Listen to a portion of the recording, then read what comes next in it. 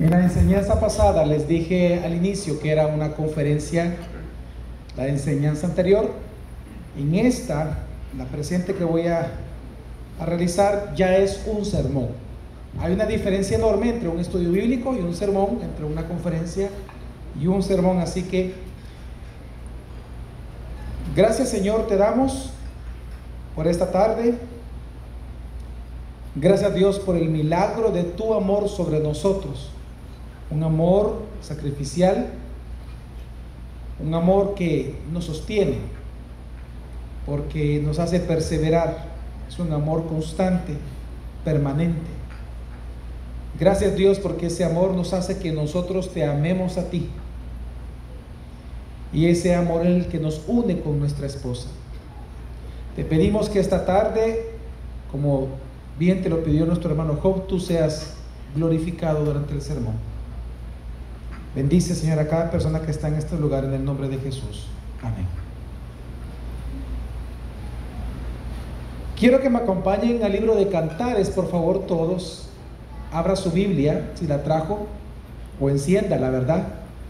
No hay problema, encienda su Biblia, o abra su Biblia. En el libro de Cantares.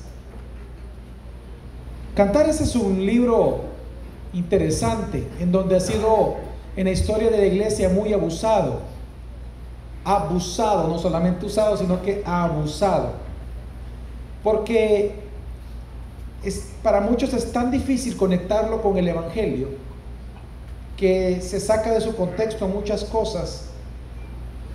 Pero realmente el cantar es lo que habla es acerca del rol más importante de un esposo y el rol más importante de una esposa, y es amar. El amor y el deseo sexual entre la esposa y el esposo solo puede ser disfrutado con dignidad en Cristo Jesús nada más, porque Él ha sido hecho nuestra sabiduría. Si nosotros observamos, sin Cristo el amor no es amor, el amor es egoísmo. El amor es enfocado en uno mismo. Sin Cristo, lo que la Biblia le llama amor, se convierte en un desastre completo en el matrimonio. De lo que hablamos anteriormente, si podemos resumir, si yo pudiera resumir lo que son los roles del esposo y de la esposa, es el amor.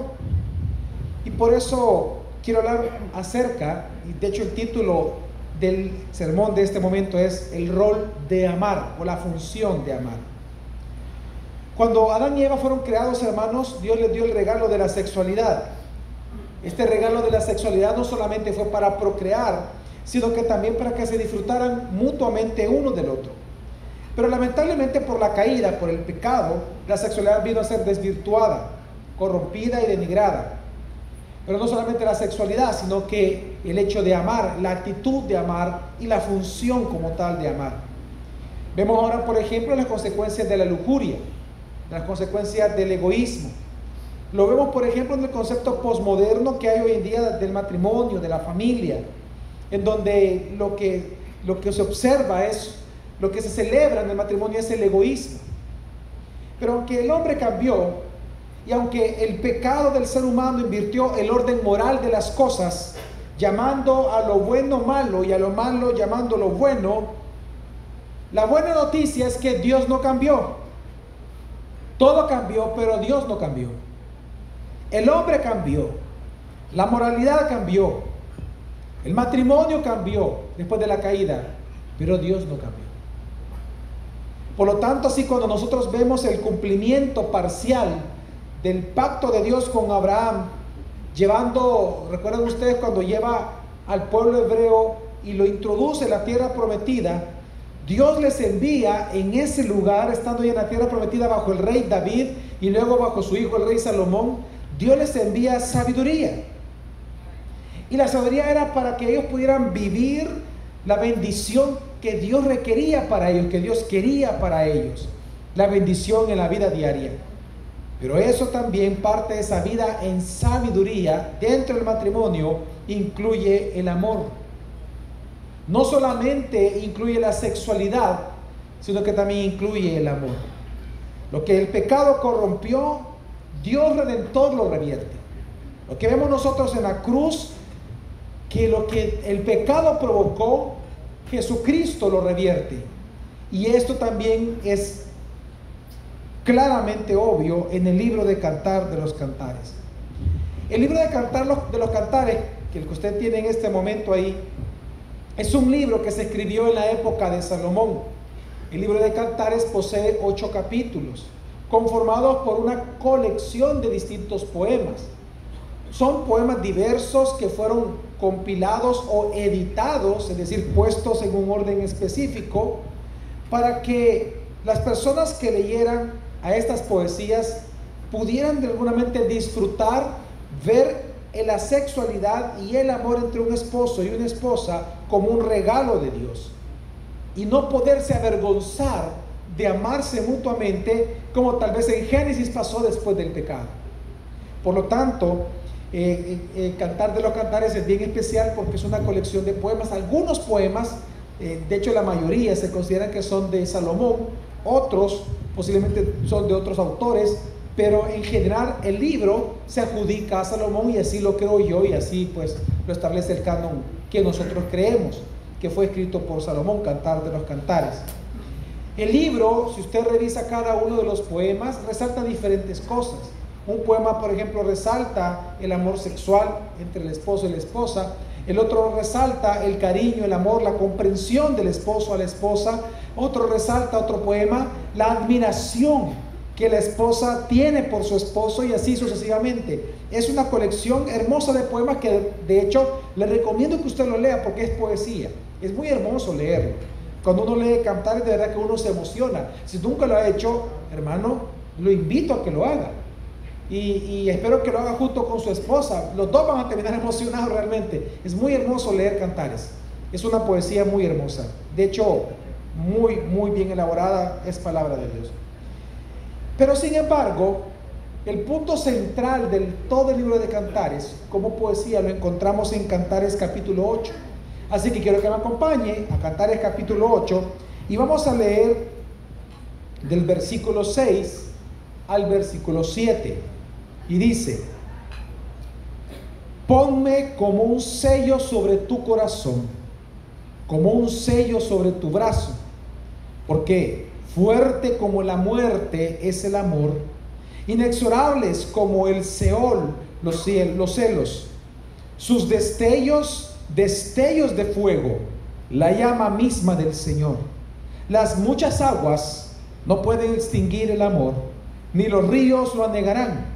Si el hombre diera todos los bienes de su casa por amor, de cierto lo menospreciaría. En este texto que estamos leyendo, lo que vemos nosotros es que hay una idea central que compone o que constituye todos los poemas que encontramos o que conecta todos los poemas que encontramos en Cantar de los Cantares. Y lo que observamos es que el regocijo mutuo, el deseo de la pareja y el amor entre el esposo y la esposa solo es posible bajo la sabiduría de Dios. Y en este punto quiero detenerme para explicar por qué hablo que solo es posible bajo la sabiduría de Dios. Miren, hermanos, en la época de Salomón, cuando usted lee la Biblia, usted no va a encontrar que antes de ellos entrar a la tierra prometida, Dios envió sabiduría. Y cuando me refiero a sabiduría, me refiero al género literario. Dios no envió mucha sabiduría al pueblo de Israel. Antes de entrar a la tierra prometida no vemos eso. Dios envía sabiduría cuando ellos entran a la tierra prometida. ¿Por qué? Porque recordemos que en el Antiguo Testamento entrar a la tierra prometida para nosotros es como una tipología de nosotros ahora estar en Cristo. Cuando ellos entran a la tierra prometida y aquel pacto que Dios le dio a Abraham de entregarles tierra a su descendencia, ahí se estaba cumpliendo parcialmente el hecho de entrar a la tierra prometida. Todo eso es como un simbolismo para nosotros de nuestra vida en Cristo. Por eso que es allí, en el lugar de Dios, bajo el gobierno de Dios, porque era el rey que Dios quería. En el lugar de Dios, bajo el gobierno de Dios, estaba el pueblo de Dios, y es ahí donde Dios envía sabiduría. ¿Para qué? Para vivir dentro de la tierra prometida las bendiciones de Dios. Eso, hermano, que le estoy mencionando es bien importante a nuestra fe. Porque lo que la Biblia nos enseña con libros como Cantares, el libro de Proverbios, todos esos libros se escribieron en la tierra prometida. Porque es Dios enseñando a su pueblo cómo vivir para la gloria de Él. Es Dios enseñando a su pueblo cómo cumplir con la palabra de Dios, cómo obedecerla, cómo aplicarla a la vida práctica. Porque de eso se trata la sabiduría. Los libros de sabiduría que encontramos en la Biblia son libros muy prácticos. ¿Sabe usted qué libro del Nuevo Testamento, qué carta del Nuevo Testamento es similar al libro de Proverbios en el Antiguo Testamento? Es el libro de Santiago, la carta de Santiago. Si usted lee la carta, ¿alguna vez alguien ha leído la carta de Santiago? Levante la mano. Ok, cuando usted la leyó se dio cuenta que es bien práctico. Y si usted se da cuenta, leer Santiago, tratar de encontrar un hilo en la lectura es difícil. Porque hay diferentes partes, diferentes temas, una cantidad grande de temas. Pero es porque se escribió como un libro o una carta de sabiduría. Lo que Proverbios es en el Antiguo Testamento, de hecho hay proverbios que el contexto no sirve para nada para interpretar el proverbio. Hay proverbios que son exclusivos. De hecho la mayoría de proverbios de la Biblia sí son. Es una sola línea o dos líneas poéticas y ahí terminó. Y el contexto no te sirve para nada para interpretar ese texto, porque se interpreta por sí mismo. Porque la sabiduría es algo práctico. Sabiduría, por ejemplo, es que yo he estado con personas campesinas que ven el cielo y dicen, hoy va a llover. Y yo volteo a ver al cielo y me recuerdo que mi papá fue agrónomo, él ya murió, y él nos llevaba al campo.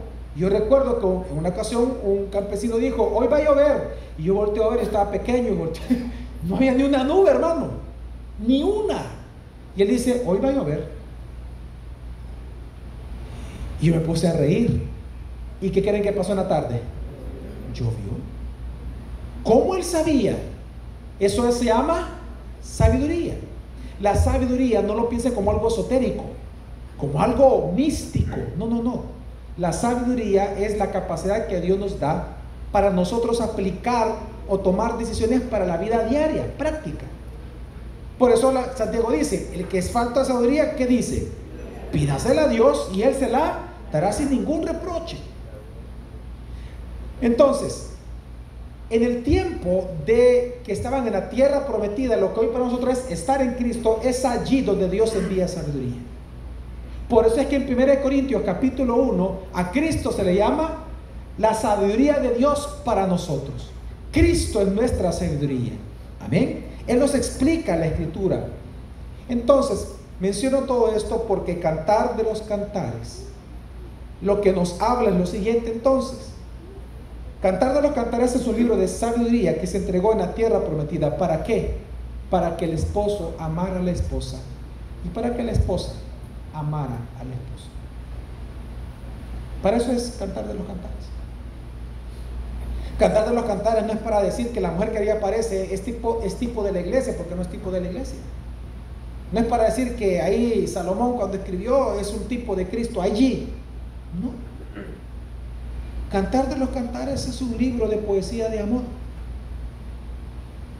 para enseñarle a nosotros los hombres cómo hablar a la mujer, cómo tratarla, cómo honrarla, cómo cuidarla, cómo admirarla,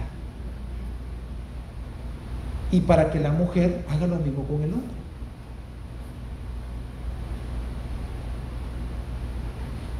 En la conferencia que di anteriormente, en el tema que traté, hubo mucha información. Pero ¿y cómo se come, pues?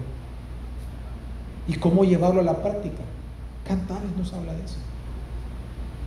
Todo radica en una cosa: en amar a la esposa y amar a la esposa.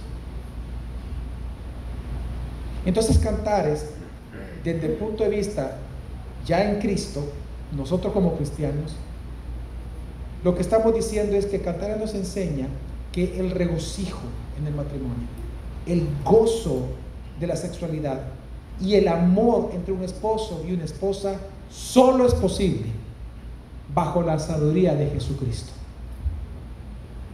Amén, hermanos. Solo en Cristo puedes hacerlo. fuera del no.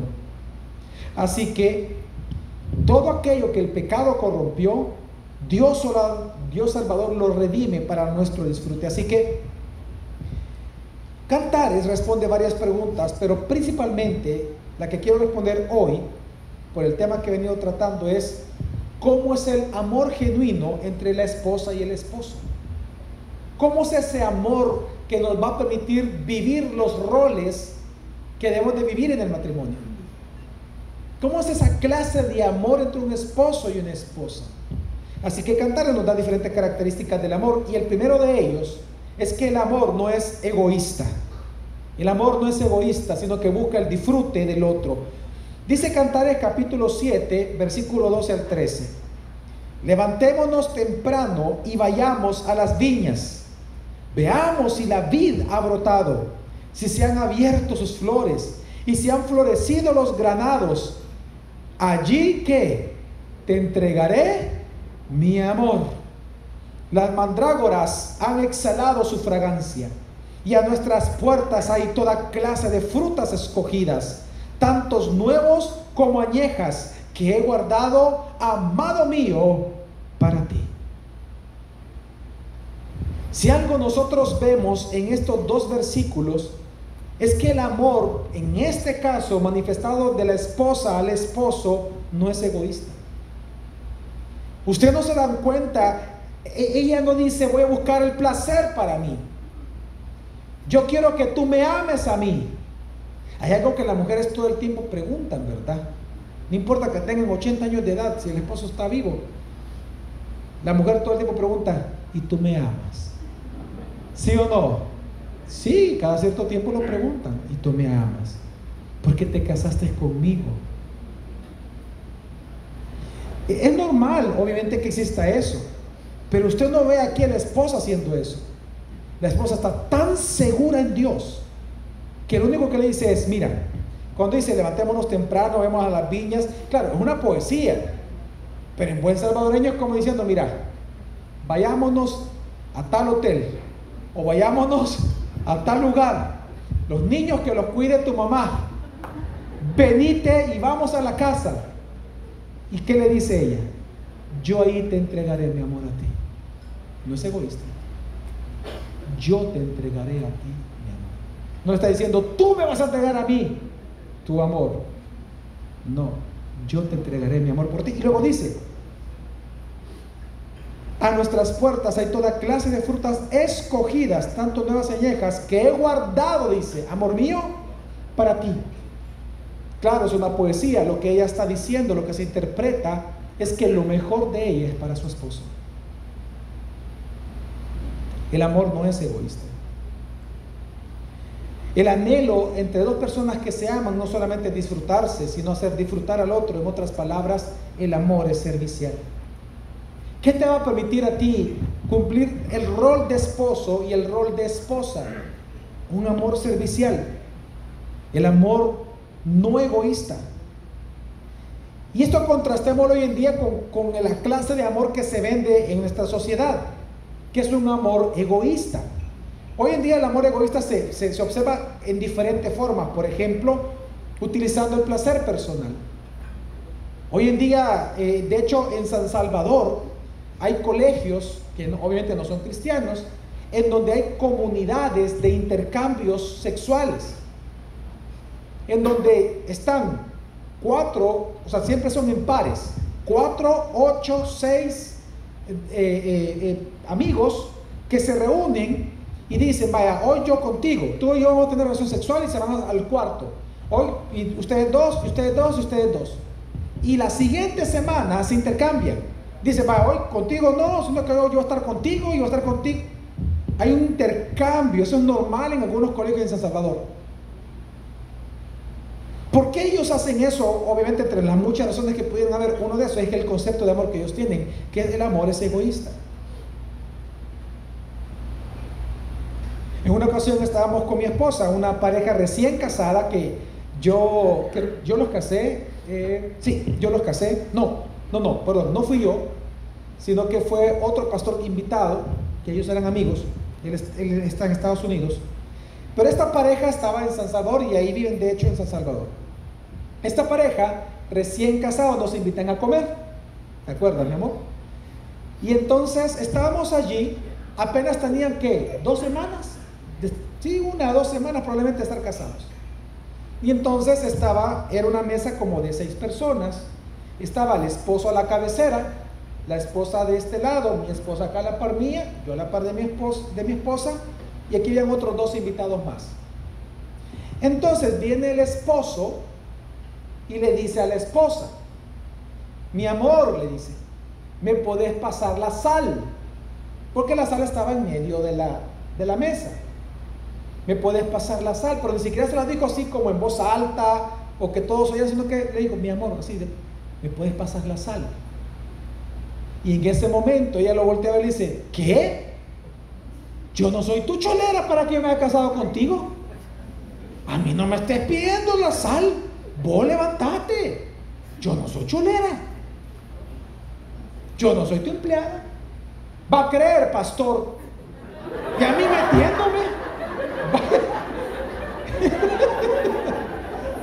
Siempre tenemos la culpa los pastores de todo.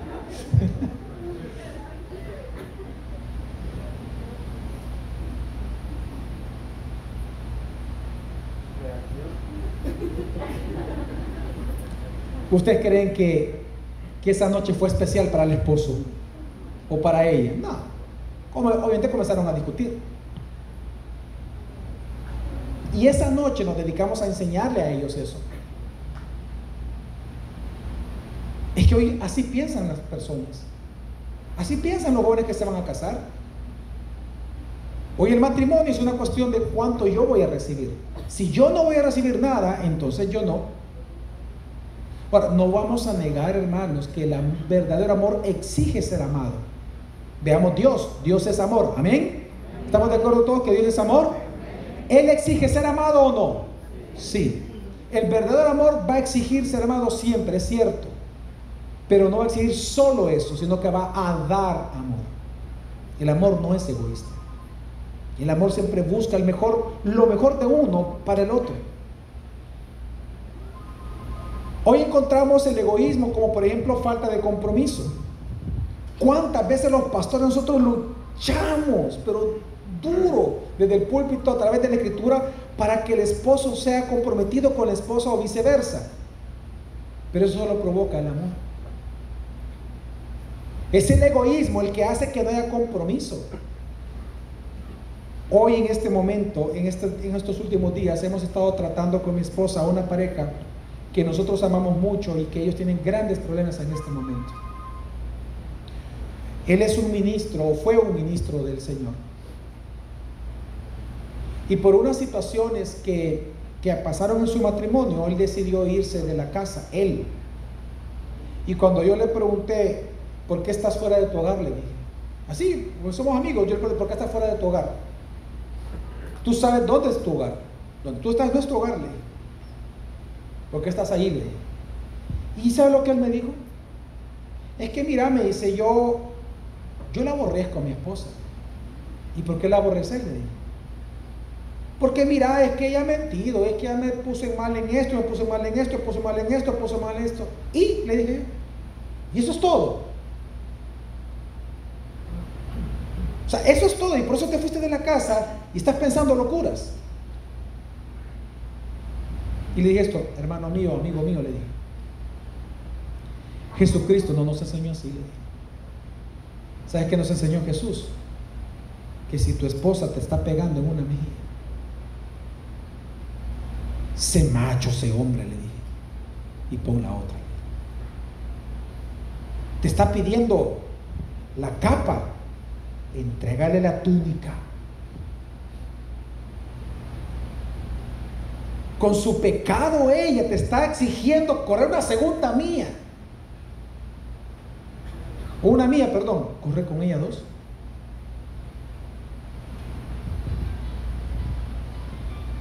Dejará el hombre a su padre y a su madre y se unirá a su mujer, y tú no estás en tu casa.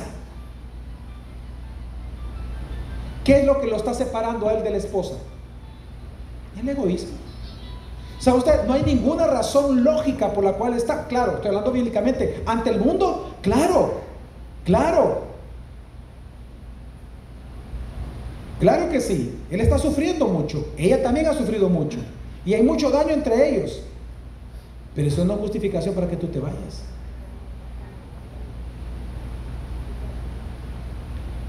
¿Qué es lo que hace que tú cumplas tus roles conyugales? El amor. Y el amor no es egoísta. Y como les decía anteriormente, hoy en día dentro de los matrimonios el problema es que la perseverancia está ligada a cómo tú te sientes. Si tú no te sientes bien con ella, como en el caso de esta persona, entonces yo me voy porque no me siento bien. Mire, esta persona, hablamos casi 2 horas, y con esta persona, cada argumento que él me daba por el cual él no estaba con ella y no quería estar con ella, simplemente yo hablaba un versículo. Un versículo. Salía con algo, otro versículo. ¿Por qué? Porque le comencé a demostrar esto: que el egoísmo no es amor, y que el egoísmo es pecado ante Dios, y que lo que realmente a él en el caso de él le está afectando no cumplir con los roles matrimoniales es el egoísmo, el no amar a su esposa. ¿Cómo también es el amor?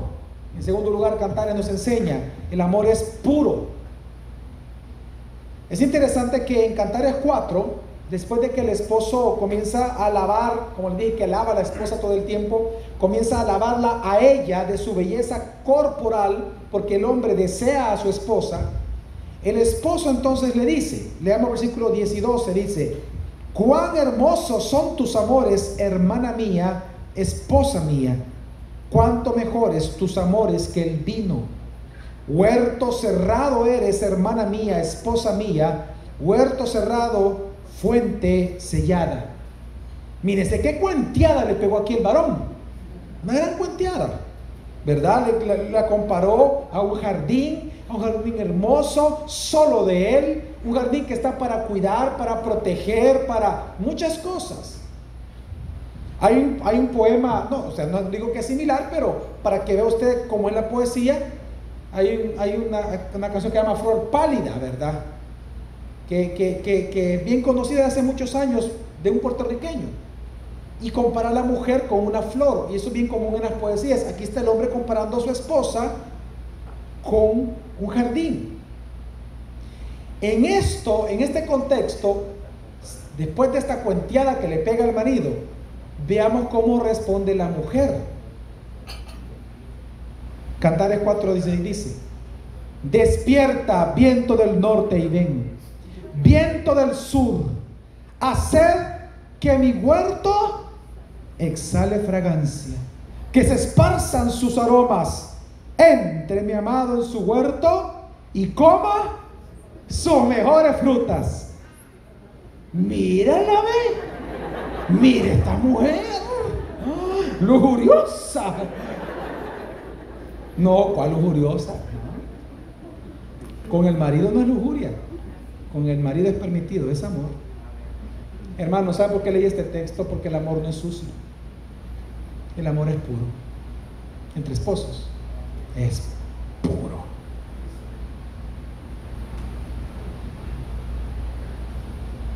Y es una lástima que muchas veces entre matrimonios, entre los esposos, no se cumplen los roles matrimoniales, porque hay mucho tabú alrededor del matrimonio que no le permite cumplir sus roles, cuando el amor no es puro.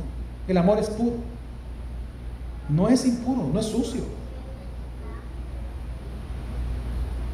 Hace un tiempo atrás, hace 15 años atrás, me di cuenta de una pareja que estuvimos hablando con este pastor.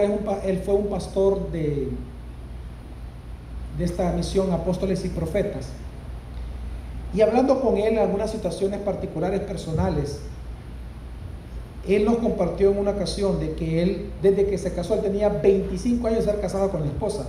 Desde que se casó, él nunca había visto a su esposa desnuda en 25 años, y tenían hijos.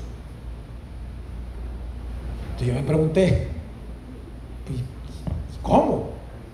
No, pastor, es con la luz apagada ella vestida, se tiene que levantar el vestido hasta la cintura. Y yo no la puedo ver. Y yo le pregunté, ¿por qué? No, hermano, varón, es que esto es sucio. ¿Qué? ¿Dónde está eso en la Biblia? Le dije. Y como hay un tabú dentro de los predicadores y pastores, de que si tú tienes relación sexual antes de un sermón, es impuro. ¿Qué va a estar siendo impuro eso? Si es tu mujer.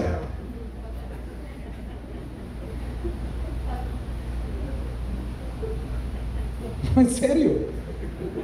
¿Y sabe usted qué pasó con este matrimonio? Que este matrimonio, lo que él no sabía es que la hermanita, la esposa de él, ella de eso de las 4 de la tarde salía a hacer sus cositas y regresaba como a las 5:30. Pero en una de esas ocasiones le fueron a decir, mira, ya está tu esposa con un varoncito, le dijo. Y resulta que con el varoncito, que era un miembro de la iglesia, desnuda completamente con él, de hace años adulterando. Se divorciaron y la iglesia se perdió.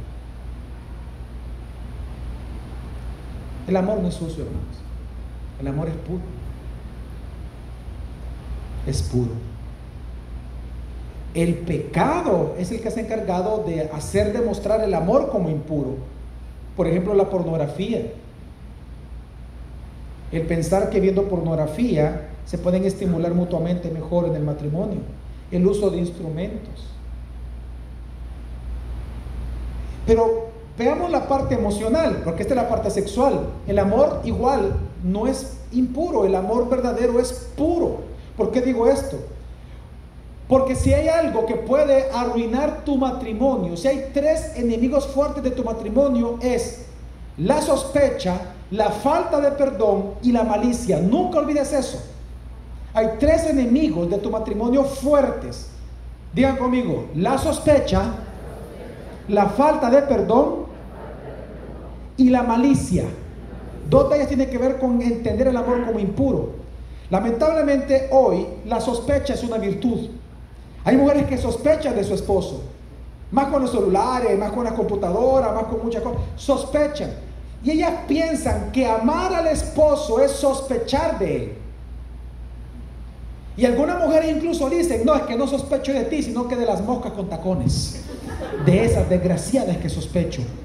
Al final, usted le está diciendo que sospecha de él.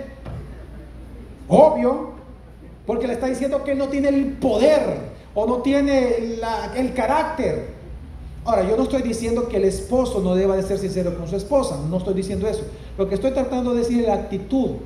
En los matrimonios de hoy, la sospecha se ve como una virtud. El celo se ve como una virtud cuando no lo es. Y el otro caso es la malicia. La malicia, que es ver lo malo del otro todo el tiempo, eso es destructivo. El caso que le estoy hablando de este amigo, con él estamos hablando, y entre más yo le preguntaba, todo lo que él me... Fíjense bien, el caso de él es bien difícil porque él fue disciplinado por cosas que a él se le dicen, se le acusan. Pero él, cuando yo he hablado con él, él no reconoce eso, él no dice eso. Él solo comienza a hablar de lo que hizo la esposa. Eso es malicia. Malicia es ver todo el tiempo lo malo del otro, no lo bueno, lo malo. Siempre lo malo. Ambas cosas vienen de entender el amor como algo impuro. El pecado es el que pone el amor impuro, mas no lo es. En tercer lugar, ¿cómo es el amor según Cantares? Digan conmigo, santo y fiel. Cantares 6:3 dice, yo soy de mi amado y mi amado es mío, él apacienta entre los lirios. En otras palabras, cada uno es exclusivo solo del otro, por lo tanto el amor es fiel. Es fiel. Hoy en día no es así. Hoy en día es un acuerdo, es un pacto verbal, dicen, ¿verdad? Hoy hay un término que los jóvenes ocupan, que es paxiarse. Paxiémonos. ¿Qué es paxiarse? Es hacer un contrato que no es matrimonio, No hay cesión de bienes, no hay eso de que el famoso debe. A mi esposa cuando le preguntaron, ¿y usted cómo quiere llamarse? ¿Quiere llamarse Geraldina González Domínguez? No, le digo, yo quiero el D. Aleluya, dije yo. Amén, dije yo. Así es, mamayita, le dije yo. No, no. Así es, mi amorcito lindo, le dije. D. Domínguez. Hoy no. Hoy ya no hay contratos matrimoniales, sino contratos de convivencia.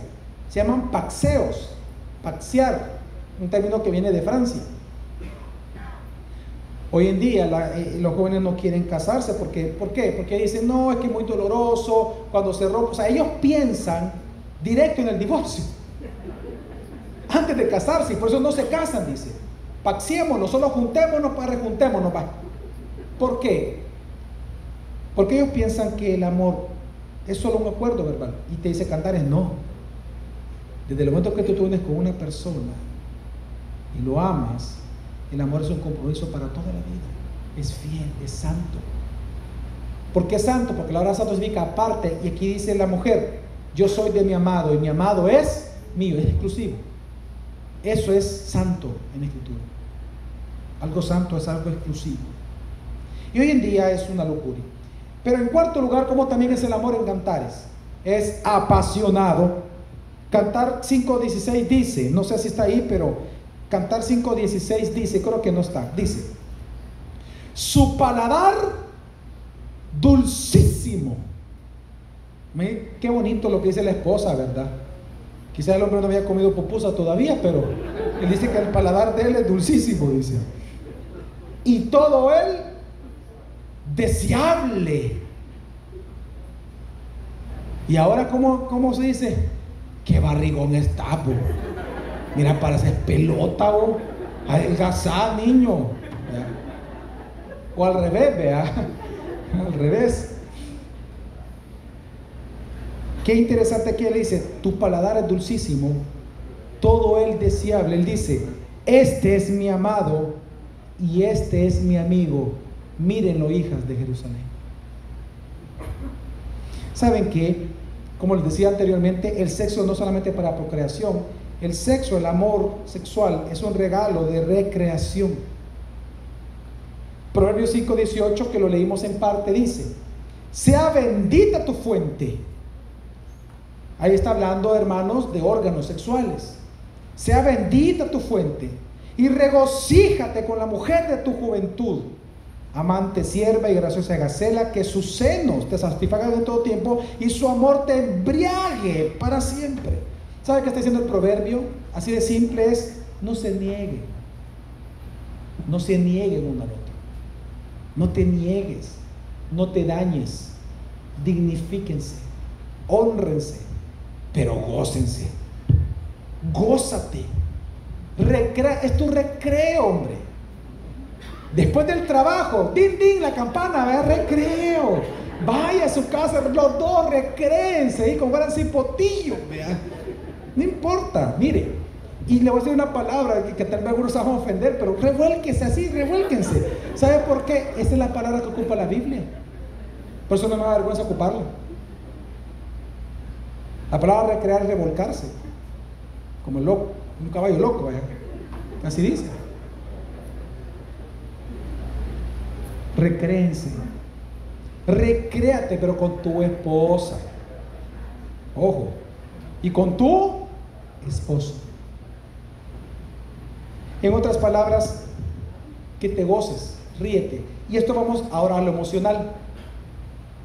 El amor entre un esposo y una esposa, para cumplir aquellos roles, se requiere realmente de mucha gracia. Ríete con tu esposa, que sea tu amiga.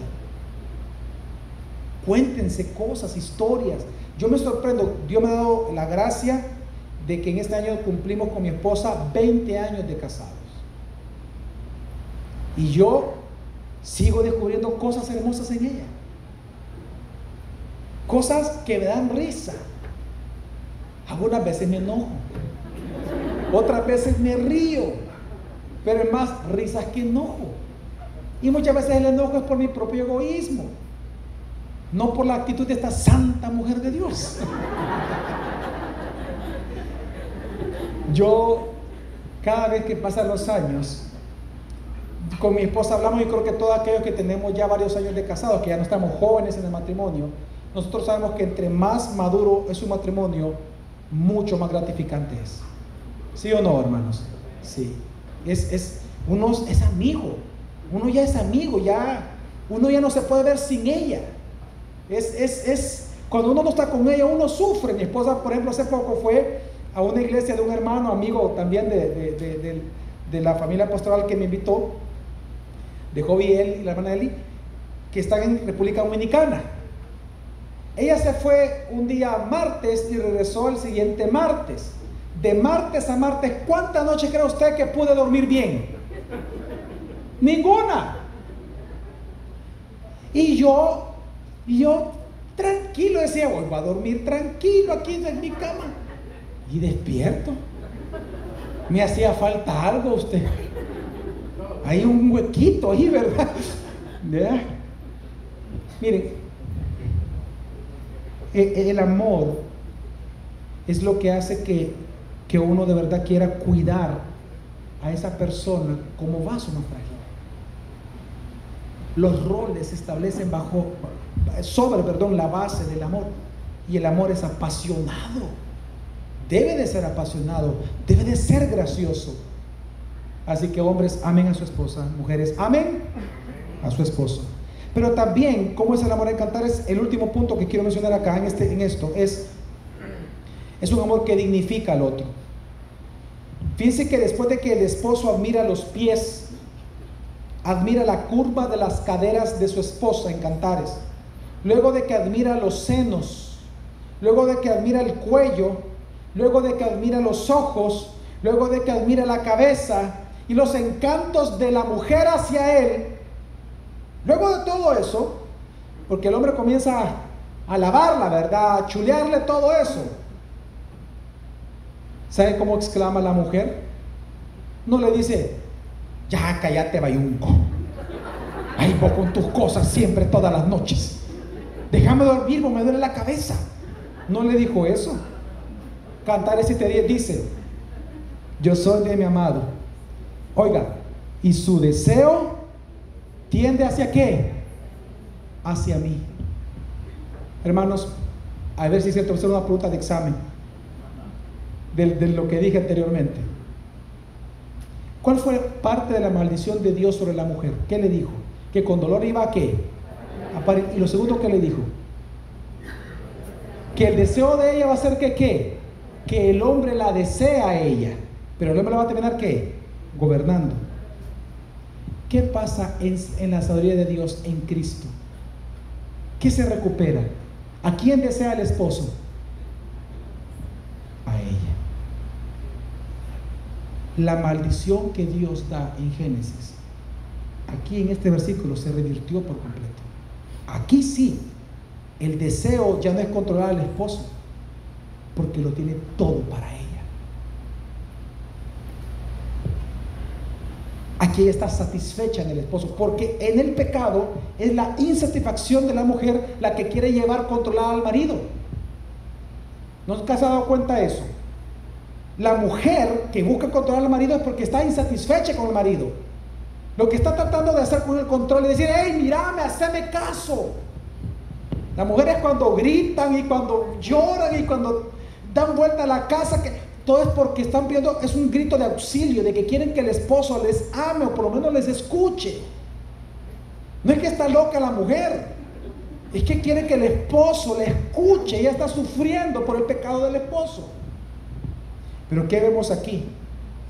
Que ella con seguridad dice, me he dado cuenta de algo. No dice, mi amado es mío. ¿Qué dice? ¿Qué dice? Qué interesante eso. ¿Cuántas mujeres pueden decir eso hoy? Con seguridad. ¿Cuántas mujeres, no levanten su mano, pero cuántas mujeres pueden realmente decir con seguridad, tranquilas, caminar todos los días y decir, no importa dónde está trabajando mi esposo, yo soy de mi amado, yo sé que su deseo no es estar con otras, es estar conmigo? La maldición se revirtió. de Génesis literalmente se revierte, porque es la misma palabra deseo que está allá, la misma en hebreo. ¿Sabe qué está diciendo Cantares? Solamente en Cristo toda la maldición se revierte en el matrimonio. Aún en medio de una cultura egoísta, aún en medio de una cultura hedonista, aún en medio de una población lujuriosa, el verdadero y genuino amor creado por Dios entre un hombre y una mujer solo es posible gozarlo bajo la sabiduría de Dios y a través y en y por medio de nuestro Señor Jesucristo, porque Él vino a revertir todo aquello que el pecado hizo. Él lo revierte muriendo en la cruz. Así que Cantares, cuando enseña esto, apunta a Cristo en la reversión de la maldición.